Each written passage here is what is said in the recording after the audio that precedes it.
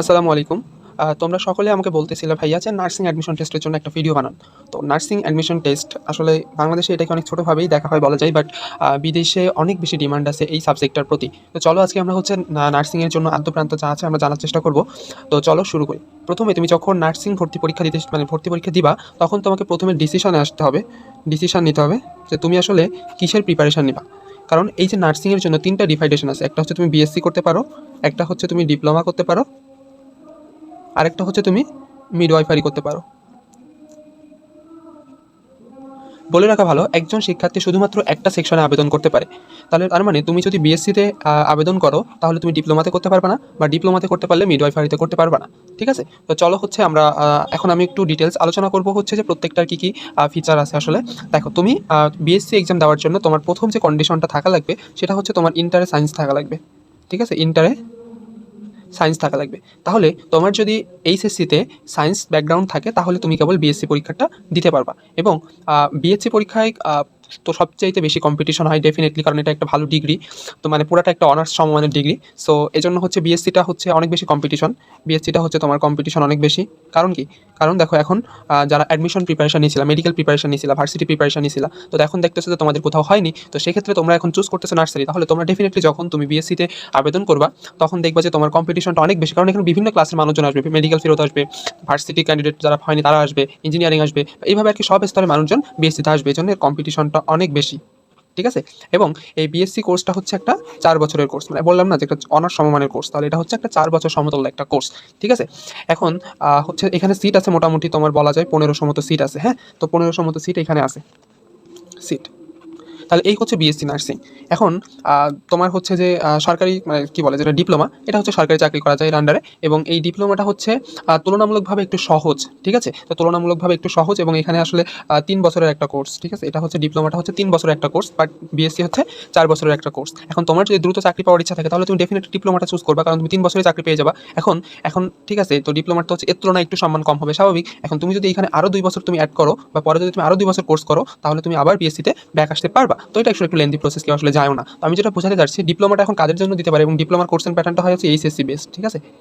মানে তোমার ইন্টারে যদি তোমার সায়েন্স না থাকে, তাহলে তুমি যেমন বিএসসি দিতে পারবে না, বাট এখানে তোমার ওরকম কোনো ক্রাইটেরিয়া নাই। এখানে তোমরা সবাই দিতে পারবা। ঠিক আছে? ছেলে বা মেয়ে বোধ দিতে পারবা। ছেলে বা মেয়ে বোধ হচ্ছে এটা দিতে পারবা। ঠিক আছে? ডিপ্লোমাটা। এখন এই যে ডিপ্লোমাটা হচ্ছে তোমার আসতে পারে সায়েন্স ব্যাকগ্রাউন্ড থেকে, আসতে পারে আর্টস ব্যাকগ্রাউন্ড থেকে, আসতে পারে কমার্স ব্যাকগ্রাউন্ড থেকে, যে ব্যাকগ্রাউন্ডে আসলে আসতে পারে, সমস্যা নেই। বাট এখানে মাস্ট বি তোমাকে সায়েন্স হইতে হবে বিএসসিতে এক্সাম দিতে গেলে। ঠিক আছে? এখন এই যে ডিপ্লোমা, তাহলে বিএসসির আন্ডারে আলোচনা করলাম। ডিপ্লোমাটাও হচ্ছে তোমার সেম আলোচনা করলাম, 3 বছরের একটা কোর্স। এবং হচ্ছে যে তোমার হচ্ছে কম্পিটিশন এখানে তুলনামূলকভাবে কম। ঠিক আছে? কারণ এখানে হচ্ছে এর তুলনায় একটু কম্পিটিশন কম, এবং হচ্ছে চান্স পাওয়া সহজ। ঠিক আছে? যেহেতু কম্পিটিশন কম, তাহলে চান্স পাওয়া সহজ, ডেফিনেটলি চান্স পাওয়া সহজ। আর হচ্ছে এইখানে যেহেতু তোমার হচ্ছে কম্পিটিশন বেশি, তাহলে একটু চান্স পাওয়া তোমার হচ্ছে কঠিন, তাই না? তো এটা কমন সেন্সে আমাদেরকে বলে। আচ্ছা, এখন মিড ওয়াইফারি কাদেরকে বলা হয়? মিড ওয়াইফারি হচ্ছে বলা হয় তাদেরকে হচ্ছে তোমার যারা হচ্ছে, এটাও একটা 3 বছর সমতুল্য একটা কোর্স। এবং মিড ওয়াইফারিতে বাংলা যেটা বলা হচ্ছে ধাত্রবিদ্যা, অর্থাৎ বাচ্চা যে পৃথিবীতে যারা আনে, এদেরকে বলা ধাত্রবিদ্যা। এখন এটা শুধুমাত্র মেয়েরা পারে। তাহলে তুমি যদি মেয়ে হয়, তুমি ডেফিনেটলি এটা চুজ করতে পারো। তোমার যদি ধাত্রবিদ্যা, অর্থাৎ একটা বাচ্চা পৃথিবীতে প্রসব করতে পারে, ওই সময় যে পৃথিবীতে আনার যে প্রসেসটা, এগুলো কাজ করে থাকে মিড ওয়াইফারিরা। এখানে আসলে সিট তুলনামূলক কম থাকে, এবং জিপিএ হচ্ছে তোমার কম রিকোয়ারমেন্টও থাকে। ঠিক আছে? তো এটা আসলে মানে বেশিরভাগ এক্সপিরিয়েন্স বেসড বলা যায় আসলে। এখন এই যে মিড ওয়াইফারি হচ্ছে, তুমি আসলে মেয়ে হলে এটা চুজ করতে পারো। এখন আমি যদি তোমাকে একটু মানে ক্রমিক ইয়াটা দেখাই, যে তুমি আসলে ডিমান্ড অনুযায়ী বিএসসি ডেফিনেটলি আগে যাবে, ডিপ্লোমা পরে যাবে, আর মিড ওয়াইফারিটা হচ্ছে লাস্টে যাবে। তাহলে এটা সায়েন্স ব্যাকগ্রাউন্ড হলে দিতে পারবা, ডিপ্লোমা হচ্ছে সায়েন্স আর্টস কমার্স সব ব্যাকগ্রাউন্ডে দিতে পারবা, আর মেয়ে হলে শুধুমাত্র মিড ওয়াইফারি দিতে পারবা। এখানে কিন্তু মেয়ে অথবা ছেলে দিতে পারবা। তাহলে এই হচ্ছে তুমি কোথায় আসলে কোনটা ভালো হবে না হবে, এটা তোমার বিস্তারিত জানলা। তাহলে এখানে তো 4 বছর তোমার পড়া লাগতেছে, তাহলে একটু সময় বেশি লাগবে চাকরি পেতে। এখন ভাই আপনার মতে কোনটা বেস্ট হবে? এখন দেখুন বেস্ট কোনটা।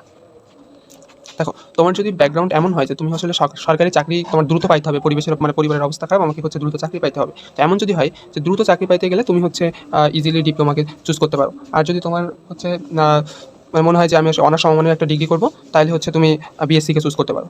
ঠিক আছে? তো আর হচ্ছে যদি মনে হয় যে আমি হচ্ছে কম্পিটিশন একটু কমের দিকে যেতে চাচ্ছি, তাহলে তুমি মিড ওয়াইফারিকে দেখতে পারো। এবং এটা হচ্ছে 3 বছরের একটা কোর্স, ডিপ্লোমার মতোই সেম অ্যাস, কিন্তু শুধুমাত্র এখানে হচ্ছে মেয়েরা করতে পারে, আর হচ্ছে ডিপ্লোমাটা ছেলে বা মেয়ে ভর্তি করতে পারে। এখন এর জিপিএ রিকোয়ারমেন্ট কী আছে? জিপিএ রিকোয়ারমেন্টটা হচ্ছে যে তোমার যদি আমি বিএসসির ক্ষেত্রে বলতে পারি, এসএসসি জিপিএর সাথে হচ্ছে তুমি 5 গুণ করবা, আর এইচএসসি জিপিএর সাথে 5 গুণ করবা। টোটাল 50 মার্ক হচ্ছে তোমার জিপিএর জন্য বরাদ্দ। এখন তুমি দেখবা যে তোমার জিপিএ পয়েন্টের সাথে 5 গুণ করে এবং এইচএসসির সাথে 5 গুণ করে তোমার পয়েন্ট কত আসে, তো সেই হিসাবে তুমি প্রিপারেশন নিবা। এবং ডেফিনেটলি এটা একটা হচ্ছে টেকনিক্যাল সাবজেক্ট।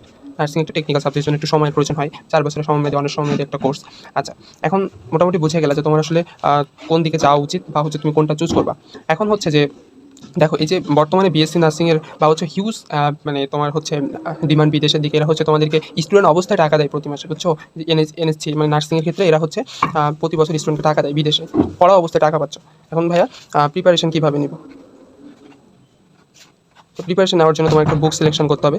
বুক সিলেকশনে হচ্ছে তোমার, তুমি চাইলে নিউরন বা জয়কলের একটা বই তুমি চুজ করতে পারো, কারণ এটা দুইটা বই মোটামুটি ভালো আছে। এরপরে হচ্ছে তোমার প্রিপারেশন কীভাবে নিবা। দেখো, এখন তোমার আসলে নতুন করে প্রিপারেশন নেওয়ার মতো, যারা বিএসসি নার্সিং এক্সাম দিবা, তোমাদের আসলে নতুন করে প্রিপারেশন নেওয়ার মতো কিছুই নাই, কারণ মেডিকেলে যেগুলো পড়ছো ওইগুলাই জাস্ট হচ্ছে তোমাদের মানবন্টনে একটু চেঞ্জ আসে, যেমন বাংলাটা অ্যাড হয়েছে, এছাড়া আর আসলে তেমন কোনো পরিবর্তন নাই, বাংলাটা অ্যাড হয়েছে। তো বাংলাটা তোমরা হচ্ছে এইচএসসির বই পড়লে বা এসএসসির ব্যাকরণ বই পড়লে, সামহাও এগুলো খুবই ইজি, বাংলা ব্যাকরণ আছে, তো হচ্ছে এগুলো তুমি মানে পড়লে ইজিলি পেরে যাবা। তাহলে তোমার এখানে বাংলা থেকে কোশ্চেন আসে, ইংলিশ থেকে কোশ্চেন আসে, ম্যাথ থেকে কোশ্চেন আসে, জিকে সাথে আবার নতুন করে মানবিক গুণাবলী যুক্ত হয়েছে। তারপর হচ্ছে তোমার যে সায়েন্সের যে সাবজেক্ট আছে এখান থেকেও কোশ্চেন আসে। তো মেজর পোর্শন হচ্ছে সায়েন্স থেকে আসে 40 মার্ক। তো এখানে আসলে তোমাকে ভালো করতে হবে, কারণ তুমি মেডিকেলে পড়ে আসছো, তোমাকে 40 মার্কের প্রিপারেশন একদম 100% আসে। জিকের 15 মার্কের প্রিপারেশন একদম ভালোভাবে আছে। ম্যাথের হচ্ছে তোমার ম্যাথ বলতেছি, ইংলিশ হচ্ছে 20 মার্কের প্রিপারেশন তোমার আছে। দেখো তাহলে 60 আর 75 মার্কের প্রিপারেশন তোমার অলরেডি নেওয়া আছে।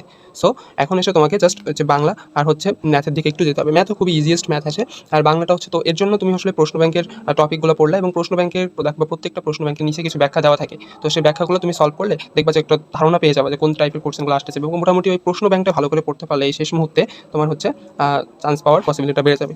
ঠিক আছে, তো এইভাবে আসলে পড়াশোনা করতে থাকো। এখন পড়াশোনা করার সিস্টেমটা কেমন হতে পারে, ধরো তুমি হচ্ছে প্রথমে মূল বই পড়লা, মূল বই পড়ার পরে হচ্ছে প্রতিদিনই এখন যেহেতু তোমার হাতে মোটামুটি 1 মাস মতো সময় আছে, তাহলে প্রতিদিনই তুমি 2-3টা চ্যাপ্টার নিবা। তারপর হচ্ছে তুমি গুরুত্বপূর্ণ চ্যাপ্টারগুলোকে একটু সিলেক্ট করবা, যেটা দেখবা যে প্রত্যেকটা প্রশ্ন ব্যাংকের আন্ডারে হচ্ছে কিছু অ্যানালাইসিস দেওয়া থাকে, তো সেই অ্যানালাইসিসের উপর বেস করে দেখবা যে কোন চ্যাপ্টারটা বেশি গুরুত্বপূর্ণ, তাহলে সেই চ্যাপ্টারের প্রতি একটু বেশি গুরুত্ব দিবা। তারপর হচ্ছে সবসময় যে মানে গদবাঁধা খাটতে যাবা না, তোমাকে টেকনিক্যালি হ্যান্ডেল করবে বিষয়গুলো। এবং হচ্ছে তোমাদের প্রত্যেকটা, যেহেতু তুমি হচ্ছে এখন শেষ সময় তুমি প্রশ্ন ব্যাংক হাতিয়ার, তাহলে তোমার প্রত্যেকটা প্রশ্ন ব্যাংকে যে 4টা অপশন আছে, এই 4টা অপশন হচ্ছে তোমাকে ভালোভাবে জানতে হবে। এবার হচ্ছে তোমাকে যে অ্যাটলিস্ট তোমাকে 10 বছরের প্রশ্ন ব্যাংকটা সলভ করতে হবে। প্রশ্ন ব্যাংকের জন্য বই তুমি হচ্ছে জয় করে নিতে পারো, বা নিউরন বা হচ্ছে তোমার আরও যত পাবলিকেশন আছে নিতে পারো। প্রশ্ন ব্যাংক আসলে সেম। দেখবা যে আসলে প্রশ্ন ব্যাংক সিলেকশনের ক্ষেত্রে 2টা ক্রাইটেরিয়া দেখবা, একটা হচ্ছে যে কত বছরের কোর্সেন ওইখানে আছে, আর একটা হচ্ছে যে ওইখানে আসলে ব্যাখ্যা টাকা আছে কিনা, তাই না? তো এই 2টা জিনিস যদি সে ফিল আপ করে, তাহলে ডেফিনেটলি সেটা একটা ভালো প্রশ্ন ব্যাংক, এবং সেই ক্ষেত্রে তোমরা হচ্ছে সেটা চুজ করতে পারো। এখন এই শেষ সময়ে তোমরা অনেকেই হতাশ হচ্ছ, কনফিডেন্স ধরে রাখো, দেখবা যে ইনশাল্লাহ কোথাও না কোথাও হয়ে যাবে, এবং নার্সিংয়ে চান্স পাওয়া খুবই সহজ। তোমরা হচ্ছে পড়তে থাকো। ধন্যবাদ সবাই। আর যদি কোনো প্রশ্ন থাকে তাহলে হচ্ছে আমাকে জানাও, এবং নেক্সট হচ্ছে কোন ভিডিওটা চাচ্ছ সেটা অবশ্যই জানাতে পারো।